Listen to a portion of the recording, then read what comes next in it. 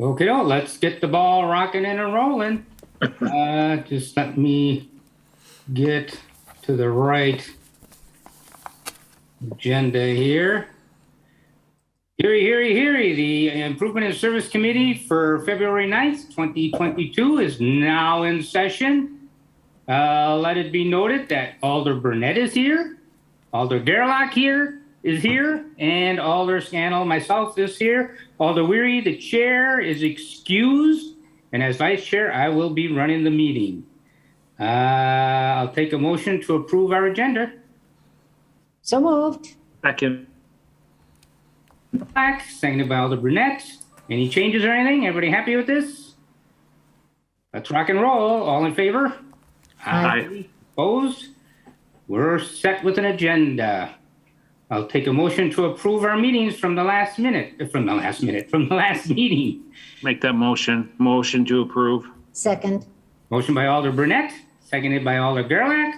All in favor? Aye. Aye. Opposed?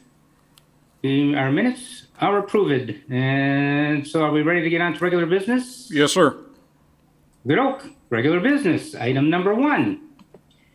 Consideration with possible action to implement a no mow May policy to allow Green Bay residents to voluntarily participate in a no mow May, referred to staff at the Wednesday, May 26, 2021 Improvement and Service Committee meeting by yours truly, Alder Scannell. Staff?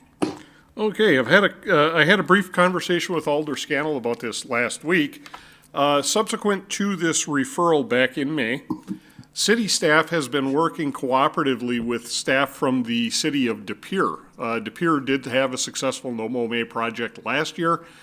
They have a rather engaged, new but rather engaged sustainability commission there as well. So their sustainability folks have been reaching out to ours here in Green Bay, and we're trying to get our programs to work together. Number one, it helps for some commonality with people across the metro area. Even though you're not, Green Bay residents and De Pere residents live in two separate cities. If we can have programs that are complementary and mirror each other, it provides a greater sense of familiarity, and then it also provides our staff the opportunity to work cooperatively with other governmental agencies on things of mutual interest. So we have been working with De Pere, and De Pere has a program that we really like. If we're going to do this No Mow May, we would like to mirror that program. For some of the educational materials that will go along with it, we can help share the cost if we partner up and buy things in bulk. So what we're looking for would be, the action we would be looking for would be to instruct staff to develop a No Mow May policy in conjunction with the city of De Pere for the purposes of having a No Mow May in 2022. That sounds excellent. I appreciate your work on this. Anyone have any questions or comments? Otherwise, I'll take a motion. Alder Burnett. Thank you for that explanation, Director. Could you just kind of explain repeat the last thing you said, because I want to make sure I'm clear on what I'm voting for. Okay, it would be to instruct staff to develop a No Mow May policy in conjunction with the city of De Pere to have a No Mow May in 2022. Gotcha. All right, thank you. And the big thing that's going to set the program apart, De Pere found in order to get buy-in to the program, in order for folks to have a skin in the game, the biggest thing is they have to have a sign. So if you don't have a sign, you would be subject to getting your grass cut and the penalties associated with that. All you have to do, the sign is free. You come down either to City Hall or one of the garages, pick up your No Mow May sign, you put it in your front yard, and everybody knows that you're participating in No Mow May, and it takes all the headaches away from things.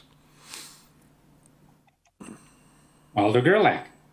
Of course, I have a few questions. I read about this a long time ago, probably in May when it came up. And the main purpose of No Mow May is to protect pollinators.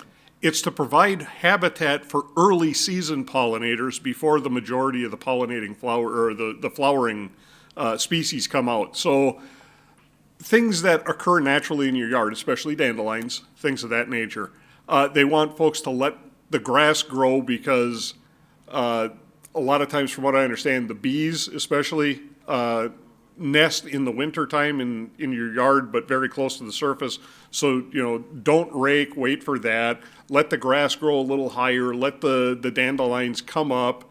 And it provides some early season habitat before the rest of the flowers come out for pollinate. And it's more than just bees. It's all pollinators, but. Mm-hmm. Okay, and then another question. Has anyone ever mentioned any downside to no mow May? The biggest downside that we know of is if folks don't start mowing as of June 1st, then we will get a rash of complaints of long grass that we're going to have to go out and address, and the grass is going to be very long.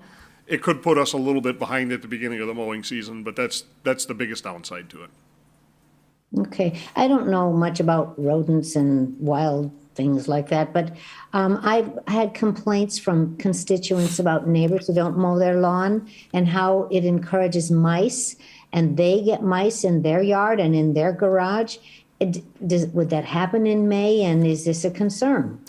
We're not overly concerned with it. There is enough of a body of evidence out there from communities that have done no-mow Mays that it hasn't caused a lot of vector problems like that.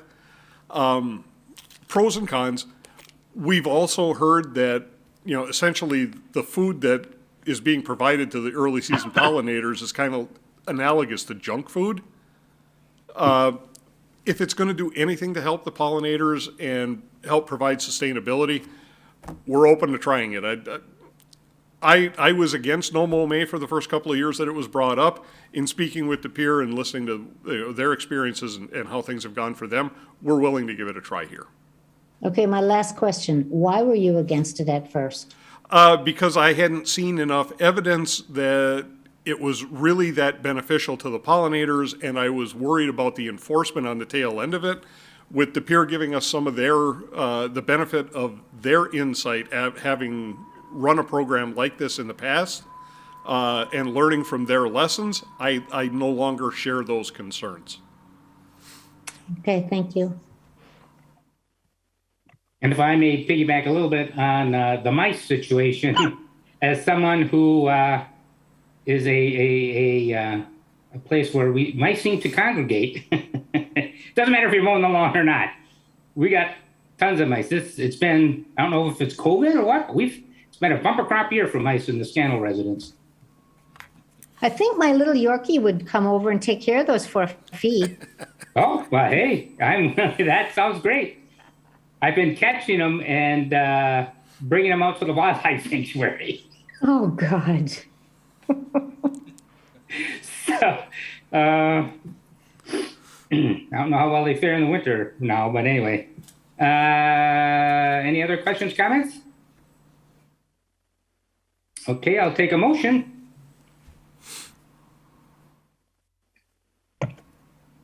Director Grenier, you kind of laid out the motion. Would it be appropriate, chairperson, just for me to say, make a motion? What Director Grenier, I don't know word for word, I'll butcher it because I'm not good at reciting something he said. I'll bet you I could do it. I'll go for it. I'll give it a try. So we move to begin a No Mow May program in 2022 in conjunction with peer. I'll refer to staff to do that. Yep. Well, not a refer to staff. A refer to staff requires us to bring it back. Oh. So what Alder Gerlach asked us to do was to instruct staff to develop a no-mow May policy in conjunction with the city of De Pere to conduct a no-mow May in 2022. That's what I meant to say. Hang on, Alder Steuer. Is there a second? I'll second that. Okay, motion by Alder Gerlach, second by Alder Burnett. Alder Steuer. Thank you, Chair. Director Grenier, with this, are you, how was I going to say that? You're coming back with a plan, so is that something you'll share with council before it gets to the final. I mean, we're okay, we're voting on this now, and then council chances are will vote for it as well, so it gives you the carte blanche to move ahead with it. I'm just wondering if, when it is finished, if that would be shared with council before it's implemented. Would you like us to share it with you as an informational item or for an action item before implementation? I'd be happy with implementation, but some of the alders might want to be a little more specific with it.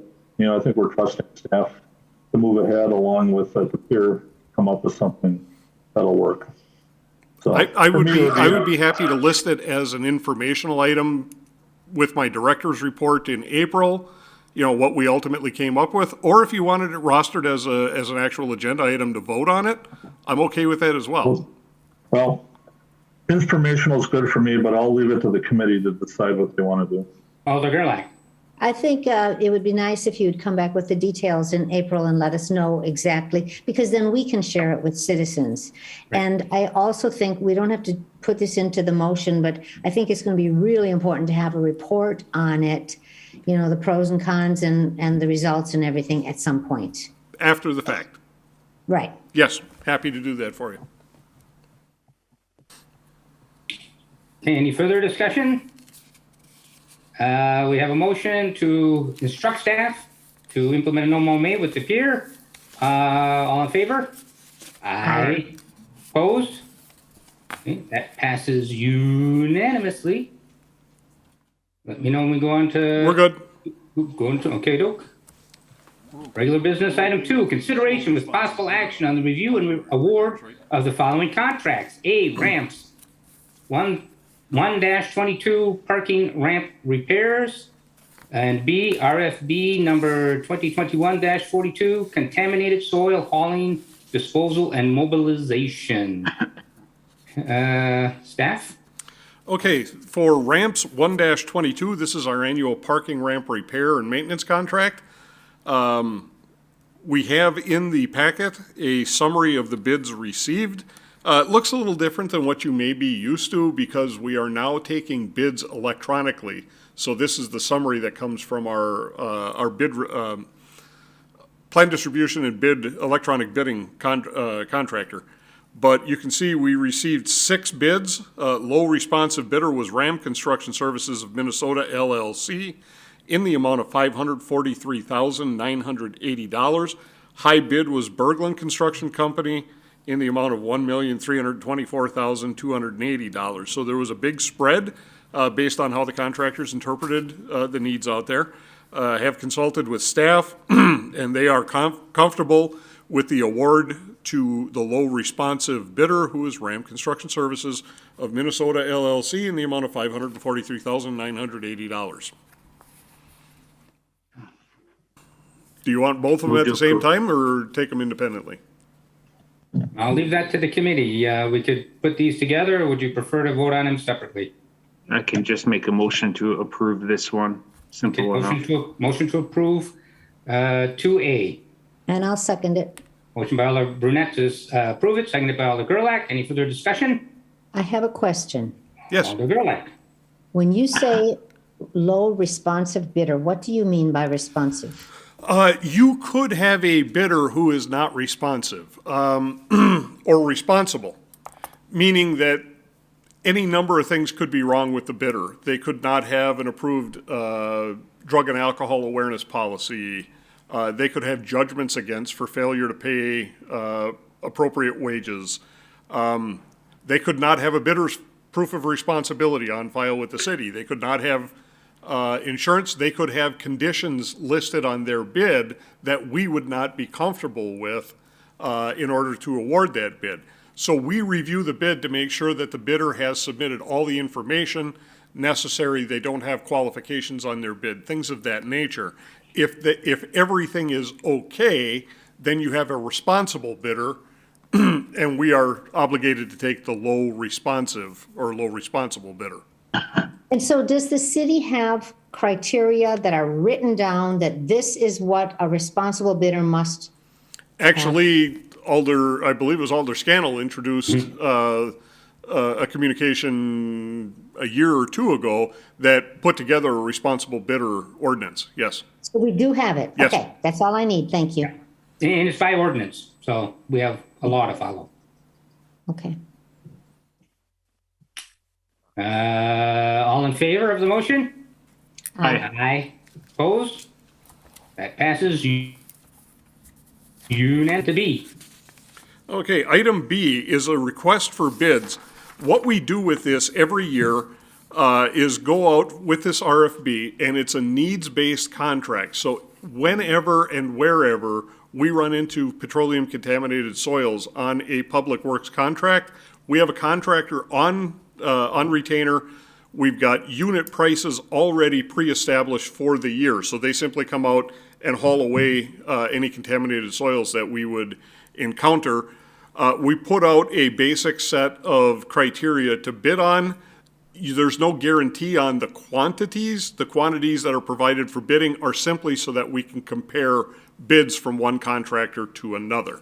Low responsive bidder is Veit and Company out of New Berlin, and we are recommending award to them with the contract unit prices established in the RFB. Move to approve. Second. Motion by Alder Burnett to approve, seconded by Alder Gerlach. Any discussion questions? All in favor? Aye. Opposed? Okay, that passes unanimously. On to 3? Yep. On to 3.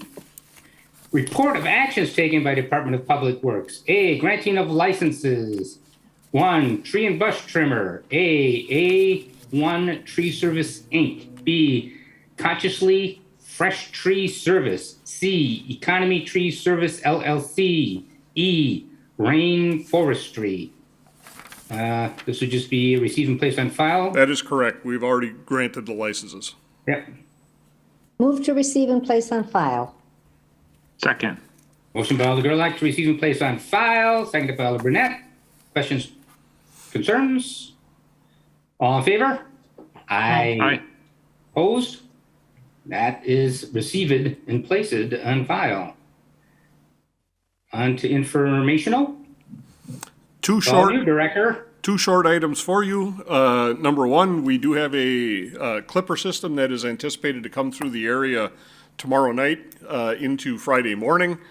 Not a whole lot of precipitation out of it, but we are going to get a short dip into colder than normal temperatures, so there may be some slight icing, especially on elevated structures and shady spots. Staff has been out already this week trying to get ahead of that by brining. You may have noticed that the brining looks a little bit more pronounced the last couple of times we've been out. If you remember a couple meetings ago, one of the items that we had brought through was the committee and council approved the purchase of the hopper replacement for our brining system. That hopper replacement also included a triple filtration system, so we're actually creating higher quality, better brine. We've reset the brine system to where it was when it was brand new, so that's what you're seeing is better brine being made due to that investment in technology. The only other thing I wanted to bring up very quickly was there was some very good discussion last night at Finance Committee relative to the CIP. So that will be coming up for a vote at Common Council next Tuesday. If anyone has any questions relative to the reductions that were made in the bonding request, especially those that impact Department of Public Works, I would encourage you to reach out and have that conversation with me before we go to Tuesday, so that we can make sure you folks are voting on something that you got the information on. Thank you, Director. Any questions, comments?